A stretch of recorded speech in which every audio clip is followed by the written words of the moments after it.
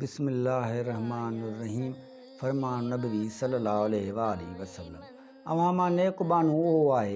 जेको पंहिंजे दुश्मननि ते कॾहिं बि ज़ुल्म नाहे कंदो,